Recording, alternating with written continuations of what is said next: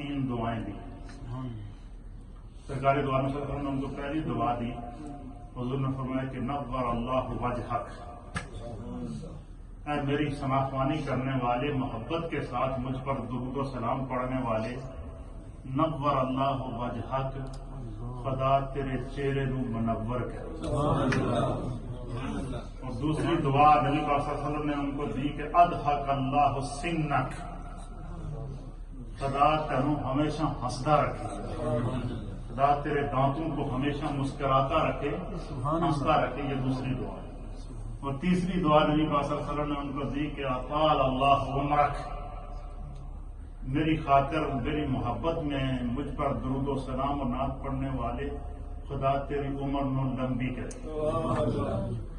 اب نبی پاک صلی اللہ علیہ وسلم جس وقت انہوں نے یہ نعت پڑھی تو صحابہ اکرام بیان کرتے ہیں کہ اس وقت حضرت نابغہ جادی کی جو عمر مبارک تھی وہ 133 سال تھی. کتنی عمر تھی؟ 133 سال عمر تھی. تو فرمایا کہ راوی کہتے ہیں کہ رب کعبہ کی قسم، یہ جب تینوں دعائیں سرکار نے ان مجلس میں ان کو عطا فرمائی نا، تو ان تینوں دعاؤں کا اثر ان کے وجود پر خدا نے ظاہر کیا. فرمایا اس کے بعد ان کی کیفیت بدل گئی. فرمایا کہ جب وہ نعت پڑھتے تھے تو ان کا چہرہ، حضور نے فرمایا کہ نور اللہ وجہک، خدا تیرے چہرے کو منور کرے. فرمایا ان کے چہرے پہ اس طرح نور آ جاتا تھا، اس طرح نور آ جاتا تھا کہ وہ مثال دیتے ہیں کہ رب کعبہ کی قسم کہ جس طرح پہاڑوں پر برف پڑی ہوئی ہو، برف باری ہو اور پہاڑ سارے برف کی سفید چادر سے ڈھکے ہوئے ہوں، اور جب سورج کی کرنیں نکلیں اور سورج کی کرنیں جب برف کے اوپر پڑیں اور برف والی پہاڑی پر پڑتی ہیں تو اس سے ایک نور نکلتا ہے جس سے آنکھیں چندیا جاتی ہیں.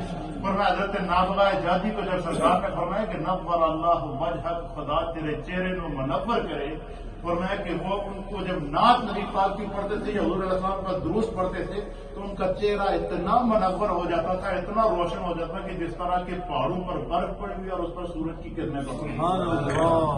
ایک بات. دوسرا آپ فرماتے ہیں کہ جب سرکار دو عالم صلی اللہ علیہ وسلم کہ اضحک اللہ سنک، خدا تھوڑے دنداں نو سلامت رکھے. اس کا آسان ترجمہ ہے خدا تمہارے دانتوں کو کیا کرے؟ سلامت رکھے، یا خدا تیرے منہ کو سلامت رکھے، یا تمہارے دانتوں کو ہنستا اور مسکراتا رکھے. کہتے ہیں نبی پاک کی اس دعا کے بعد رب کعبہ کی قسم جتنی عمر وہ زندہ رہے دم وسال ان کے سارے دانت سلامت رکھے، دانت ان کا نہیں گرا تھا. اور تیسری دعا حضور علیہ السلام نے ان کو دی تھی کہ اطال اللہ عمرک، اے میری حمد و ثنا کرنے والے، مجھ پر درود و سلام پڑھنے والے، خدا تیری عمر کو لمبا کرے. آپ فرماتے ہیں کہ جس وقت انہوں نے نبی پاک صلی اللہ علیہ وسلم کی نعت پڑھی تھی تو اس وقت ان کی عمر 133 سال تھی، اور سرکار دو عالم صلی اللہ علیہ وسلم کی ان کو وہ دعا لگی، اور اس دعا کا ان پر یہ اثر ہوا کہ خدا نے ان کو 266 سال عمر کتنی عمر عطا فرمائے؟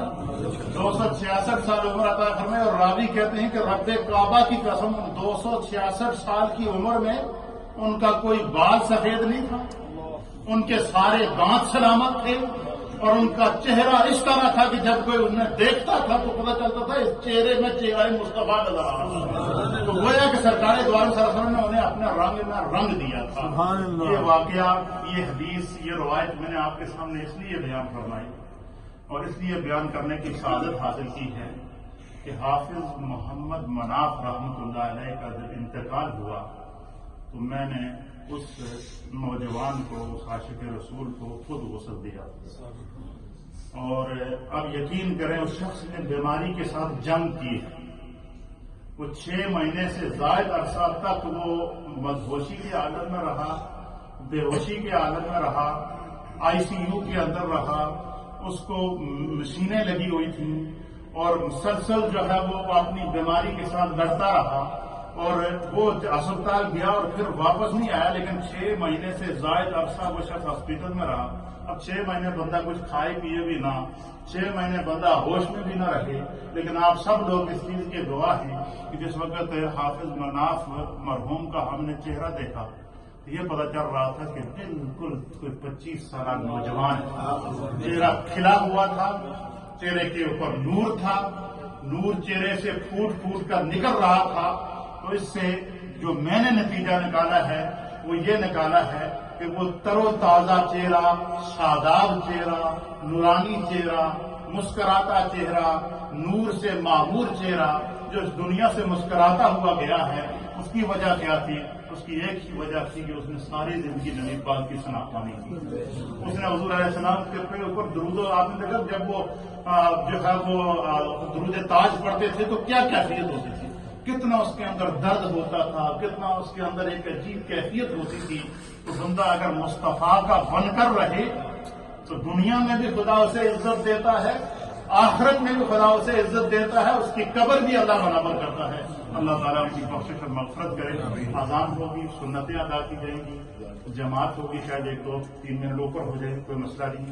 پھر دعا کے بعد، نماز کے بعد پھر انشاءاللہ تھوڑا سا ذکر اور پھر دعا.